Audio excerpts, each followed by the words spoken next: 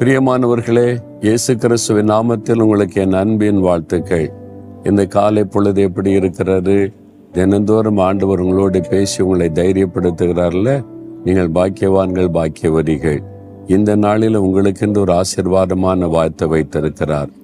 சரி, இது எந்த இடம் என்பதாக நீங்கள் கேட்கிறீங்களா? ஒமான் தேசம் இருக்குல்ல, வளைகுடா நாடுகள் ஒமான் என்கிற ஒரு தேசம். அதில் மஸ்கட் என்கிற பட்டணம். அதில் இந்த கட்டடம் ஒரு சர்ச் கேம்பஸ். இது ஒரு முஸ்லிம் தேசம்.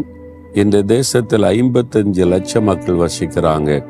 அதில் 58% தான் இந்த ஒமானியர்கள். மீது 42% வெளிநாட்டிலிருந்து வந்து இங்கே வேலை செய்கிறவர்கள். அப்படி பல தேசத்தை சார்ந்த மக்கள் இங்கே இருக்கிறாங்க. அதில் இந்தியர்கள் மாத்திரம் எடுத்தீங்கன்னா 9 லட்சம் பேர் இங்கே இருக்கிறாங்க. இந்தியர்கள் அவ்வளோ பேர் இங்கே வேலை செய்கிறாங்க. பலவிதமான இடங்களில் வேலை செய்கிறார்கள். அதில் 4,66,000 பேர் கிறிஸ்தவர்கள். இந்த கிறிஸ்தவர்கள் ஆராதிப்பதற்கான இடத்தை இந்த மஸ்கட் பட்டணத்தில் மாத்திரம் 2 இடங்களை இந்த அரசாங்கமே ஒதுக்கி கொடுத்திருக்கிறாங்க. அதில் இது ரூவி என்று அழைக்கப்படுகிற இடத்துல இருக்கிற சர்ச் கேம்பஸ். இன்னொன்று காலா என்கிற இடத்துல ஒரு சர்ச் கேம்பஸ் இருக்கிறாரு. இதற்குள்ள பெரிய கட்டடங்கள் இருக்கிறது. பின்னால பார்க்குறீங்களா, இது மாதிரி நிறைய கட்டடங்கள் இருக்கிற இந்த எல்லைக்குள்ள கிறிஸ்தவர்களை ஆராதித்து கொள்ளலாம். இதில் பல மொழிகளிலே ஆராதனை நடக்கும். தமிழில், மலையாளத்தில், தெலுங்கில், கன்னடத்தில், உருது மொழியில், ஆங்கிலத்தில் எல்லாம் பல டினாமினேஷன். ஆச்சரியம் தெரியுமா? 90 சபை பிரிவை சார்ந்தவர்கள் இங்கே ஆராதிக்கிறாங்க.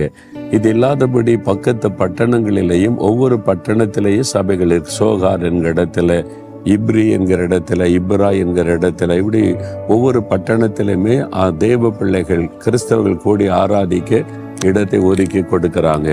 இது ஒரு முஸ்லிம் தேசமா இருந்த போதிலும் எல்லா மதத்தினருக்கு சம உரிமை வழங்கப்பட்டிருக்கிறது. கிறிஸ்தவர்களுக்கு இந்த இடத்தை ஒதுக்கி இருக்கிறாங்களா? இதனுடைய பின்பகுதியில் தான் இந்துக்கள் அவங்க வணங்குவதற்கு ஒரு இந்து கோயிலும் இருக்கிறது. அவர்கள் அதை பயன்படுத்தி கொள்கிறார்கள். இங்கே பல வருஷமாக வேலை செய்கிற ஒரு இந்து சகோதரரை நான் சந்திக்க நேர்ந்தது. அவர் என்னோடு பேசி கொண்டிருக்கும் பொழுது சொன்னார், இது ஒரு முஸ்லிம் தேசமாக இருந்தாலும் எல்லா மதத்தினரையும் ஒரே மாதிரி நேசிக்கிறாங்க. அந்த மத பாகுபாடு, அந்த மத வெறியை தோண்டி பிரச்சனை உண்டாக்குற காரியமெல்லாம் இங்கே கிடையாது. இந்த ராஜாக்களுடைய ஆட்சியில் எல்லா மக்களையும் ஒரே மாதிரி நேசிக்கிறாங்க. அப்போ ஒரு ஆச்சரியமான காரியம் சொன்னார்.